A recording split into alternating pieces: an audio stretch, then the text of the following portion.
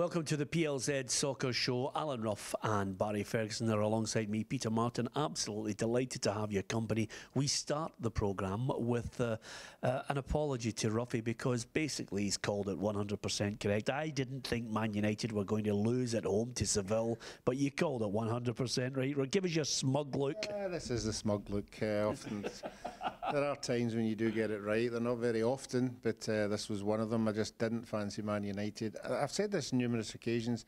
Man United and big teams go out and spend 90 million in midfielders and 90 million in strikers. They never think about buying a couple of decent centre-halves. I mean, quality centre-halves that would get them through this kind of game, but they never seem to do it. Yeah, I don't think centre-halves is where the anger is coming from the Man United fans, Barry. I think the anger from them is the way they're playing football. Yeah, I honestly couldn't believe the game last night. I sat down to watch it and I thought there was only going to be one winner, and that was Man United. They're at home at Old Trafford, a chance to get into the quarter-finals, and I was shocked. I was shocked at the attitude more than anything else. And mentioned spending a lot of money on some players. I seen Pogba coming on, and I'm thinking hopefully he's going to make a difference. And he just walked about basically. Looked as if there's obviously underlying issues with Pogba. I don't care what anybody says, whether it's an injury or whether it's something going on with Mourinho. He doesn't look the £89 million player that he was maybe 4 or 5 months ago.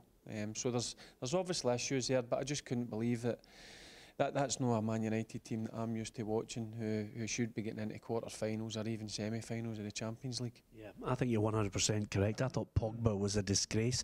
The Man United fans are bleating on about Mourinho's comments after the game, Ruffy. Be careful what you wish for. You moaned about David Moyes, you moaned about Louis van Gaal, now you've got Mourinho. I think a lot of United fans probably want to be Man City. They wish they had Pep Guardiola and the football that City fans are being served up at the moment. But they're out of the Champions League. They are where they are. This is a team that won 3 trophies last season.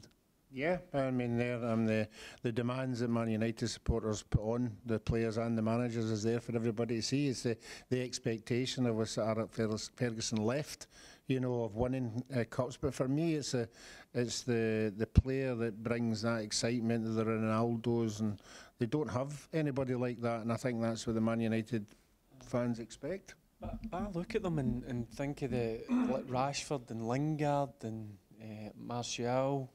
I mean, they have got attack-minded players who are exciting to watch, but I don't know. There's something not right at Man United. It's a strange situation they're in at this moment.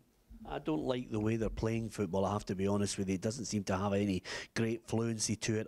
And of course, remember, this is a Manchester United side. For the older generation, they're brought up on Sir Matt Busby, wingers, ball into box, excitement, you know, and a world-class star.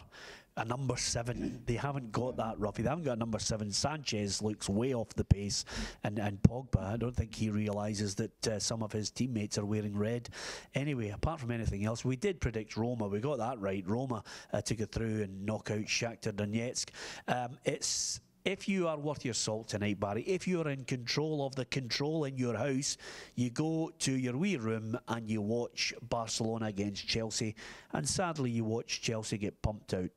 100%. That's what I'll be doing tonight. At 7:45, watching that game. I love watching Barcelona. I'm a huge fan of the way they play, and they've got the magician who is just phenomenal footballer. I love watching him. So I don't see anything. I've had a bet with Ruffy off camera that I think it'll be 3 or more for Barcelona. I don't see Chelsea having any chance whatsoever.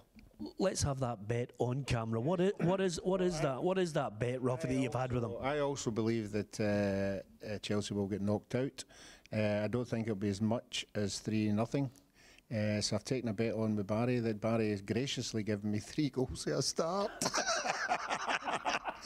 For a small what is that word? Begins with an R. Yeah, remuneration. Yeah, absolutely. So we'll wait and see tomorrow. You know, if I lose, then I'm quite happy. Listen, if I was you, I'd just drive down to Barry's and take. In fact, if I was Barry, I'd give the money to him now. I mean, people are out there laughing, thinking, how could Barry Ferguson give him that 3 of a start? But anyway, listen, we've all predicted that Chelsea are going out. You might agree, you might disagree. At PLZ Soccer on Twitter and facebook.com/PLZ Soccer. Okay, a couple of things I want to get your thoughts on, lads, before we chuck it on this soccer show today. Aberdeen, in the end, win it on penalties. Derek McInnes says winning it on penalties, it's not a lottery, it's actually a skill. I buy into that. What about you? Yeah, I agree. I just think first and foremost Derek will be happy that he's in the semi-final. Their form's not been great of late. It was a tricky one going down to Kilmarnock. Stevie Clark, as we've said plenty of times before, has done a fantastic job at Kilmarnock. So it was a difficult one, it was a tricky one, and it was a tight game last night, but obviously Aberdeen edged it in penalties. Listen, it's not a great way to win, but listen, at the end of the day, they're in the semi-final to play Motherwell, so Derek will be a happy manager. Yeah, we'll get Barry's prediction. Who will play Rangers in the Scottish Cup in the final at Hampden? Because no point in asking about the Old Firm game. What about, from your own point of view, Ruffy? I don't even know why I'm looking at you to talk about the art of penalty kicks. How many times did you actually dive the right way? Yeah, I didn't save that many, but I do remember in Scottish League Cup we played with Hibs.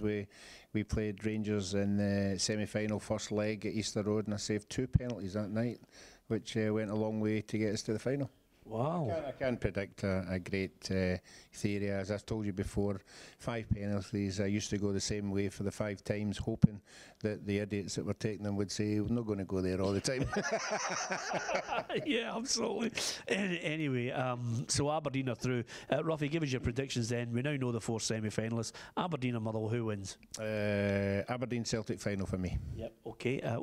Cut straight to it. Doesn't even want to discuss it. Aberdeen Celtic. And is it Motherwell Rangers for you or Aberdeen Rangers? No, I think the Aberdeen and Motherwell game will be a tight one, for the simple fact is that Aberdeen are missing 3 key players through suspension, but I still think Aberdeen will have too much for Motherwell, and Motherwell will play Rangers in the final. Yeah, okay. He's done. Now listen, it's all about opinions. He believes that. I mean, he's got his game face on. I'm not going to dispute that with you for the moment, because there's still a long way to go. Injuries, form, everything goes up in there. You've played in 1,000,001 of these games. Off the back of it, Daniel Candeias has got a new extended deal. Worthy of it? Yeah, he's been one of the successes from Pedro Caixinha's reign when he signed a lot of players in the summer. One thing I do like about the boy is his work rate. You can't question that. His work rate's phenomenal, and he pings a fair ball into the box. So he's been a big plus point for Rangers this season, and obviously Graham Murty's season was a vital part of the team, and that's why they've extended his contract, so I think he does deserve it. Yeah. What about Graham Murty? Everybody's talking about losing that game against the 10 men of Celtic. Does his future lie as Rangers manager on the outcome of that semi-final against Celtic? Well, being Rangers manager is built on winning trophies, and it'll be the acid test for him again when they play Celtic at Hampden in the semi-final.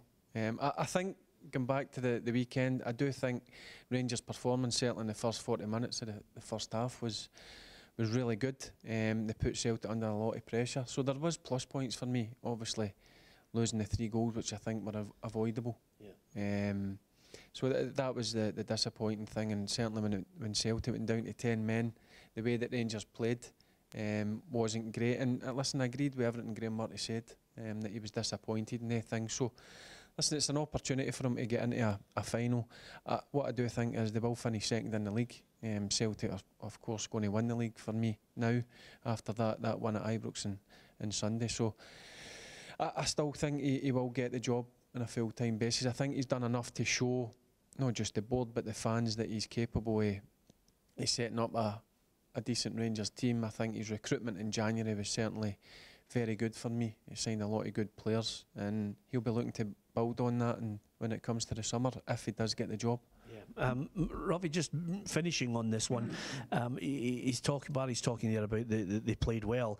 If Barry Ferguson was in the team, then I don't think they would have played the way they played. I thought Graham Murty got it spot on, as Barry said, for 40 minutes. We can't play through Celtic. We haven't got the better players in the middle of the park, so we'll go long and push them up, press them, and then see if we can get a mistake.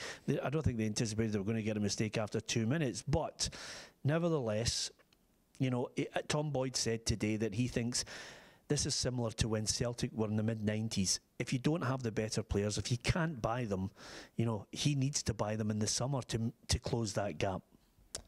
Yeah, I think he does. That could work both ways, because obviously Celtic have players on loan. We're waiting to see if they're going to be there. I mean, there's still the debate about Dembele, if somebody comes in with some money for him. So, I mean, Brendan Rodgers could be looking for 3 or 4 players as well. But I don't think Rangers have got the same money. They haven't got the same money to splash as Celtic have. So whoever the manager is, he'll have to use whatever money he's got very wisely. And I have to say that Graham Murty so far has proved to the board that he can bring in decent players. Yeah, I think there's a few people, Mark Allen, that will deserve a little bit of credit on that as well, and others.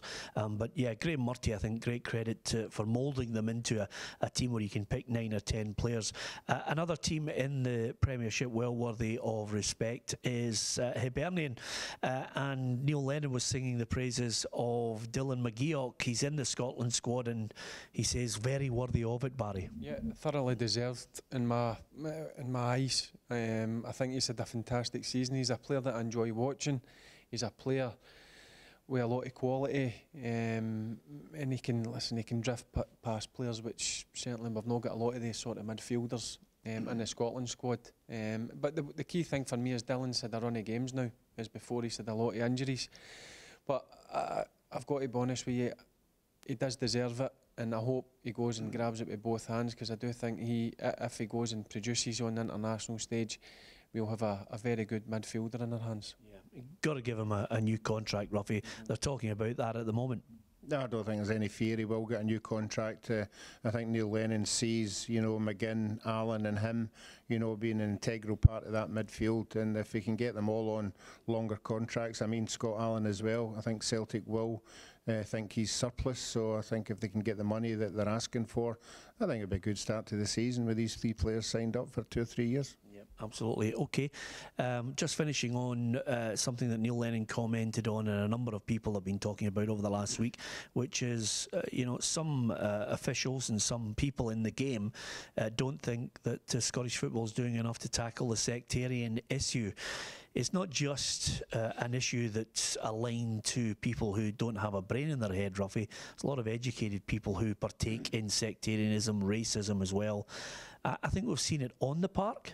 I think we're seeing it off the park. The biggest problem is that clubs now could face stiffer fines. They're talking about possibly deducting points. Are the clubs doing enough? I think the clubs would say yes, they are doing enough. They have to be seen to be doing enough, because they're the ones that are going to get punished. I would prefer that it's actual people who are doing it who get punished. I know that's really, really difficult.